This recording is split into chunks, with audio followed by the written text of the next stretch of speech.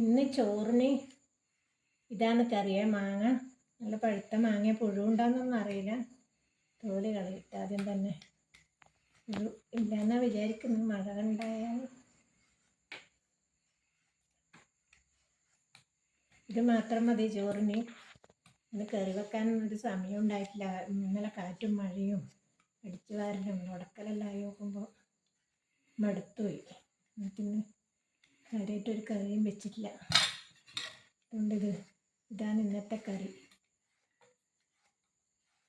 ഈ പീലർ എന്ന് പറഞ്ഞാൽ ഒരു 10-12 കൊല്ലമായി ഉപയോഗിക്കുന്നത്. കപ്പക്ക, മാങ്ങ, വെള്ളരിക്ക എല്ലാം തോല് കളയാൻ വളരെ നല്ലതാണ്. പിന്നെ അരേനും മത്തനൊന്നും തോല് പൊളിക്കാൻ ഇതിനെ കൊണ്ട് പറ്റില്ല. നേന്ത്രക്കായൻ്റെയും തോല് വേണമെങ്കിൽ ഇതിനെ കൊണ്ട് നല്ല സുഖത്തിൽ കളയാം. ഇതെന്തോ ഒരു ചെറിയ കേട് കാണുന്നുണ്ട്. നല്ല സുഖമാണ്. ഉടഞ്ഞതാവില്ല. പാകത്തിന് പഴുത്തത്. ചെറിയൊരു കേട് ഉണ്ട്.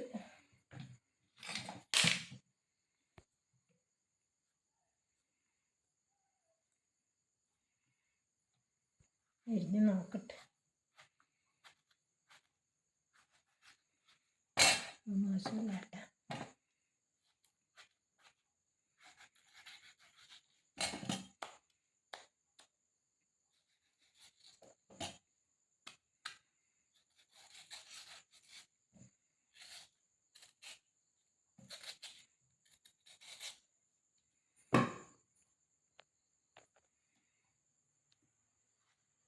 എൻ്റെ ഒരു ഭാഗം കേടുന്നുണ്ട്.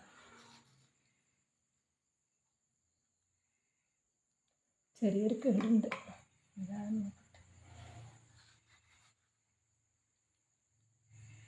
ഇതും കേടാട്ട. എൻ്റെ തോല് കളയുന്നില്ല.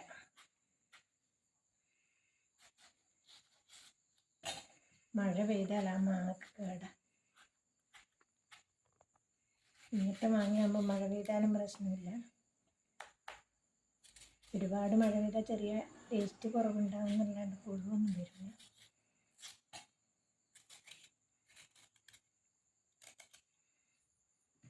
പിന്നെ ഈ മാങ്ങേൻ്റെ പാകാനണ്ടി വിത്തെടുക്കുന്നത് ഇങ്ങനെയാണ്. നല്ല മധുരമുള്ള മാങ്ങക്കെല്ലാം പിന്നെ പുഴു ഉണ്ടാവും ഉള്ളിൽ. അന്നേരം നമ്മളിങ്ങനെ മുറിച്ചെടുക്കുക. മേലേന്ന് താഴേന്ന് മുകളിലോട്ടേക്ക്. ഉണങ്ങിയാൽ നല്ല എളുപ്പമായിരിക്കും. ഇതിങ്ങനെ അടർത്തണം.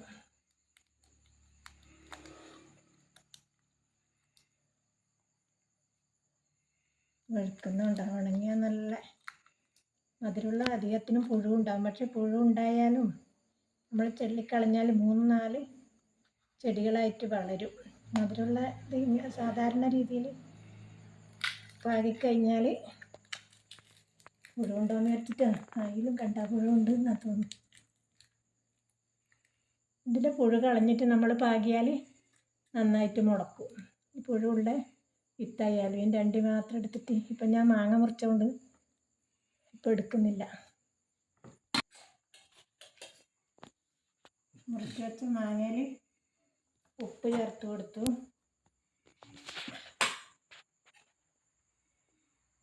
ഇത് ഉലുവയും പിന്നെ ഉണക്കമുളകും കൂടി ചൂടാക്കിയിട്ട് പൊടിച്ചതാണ്.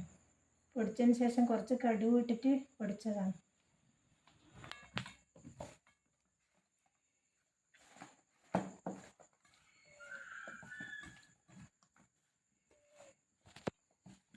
എരിവ് നമുക്ക് ആവശ്യത്തിനനുസരിച്ച് ചേർത്ത് കൊടുക്കാം. ഇത് മാത്രം മതി ചോറ് തിന്നാൻ. വായിലിപ്പോൾ തന്നെ വെള്ളം വരുന്നുണ്ട്. ഉപ്പ് കുറച്ച് കൂടുതൽ ചേർക്കണം മധുരമുള്ളതിന്. എന്നാലേ ചോറിന് തിന്നാൻ രസമുണ്ട്. അതേ ഉള്ളൂ ഇന്നത്തെ കറി.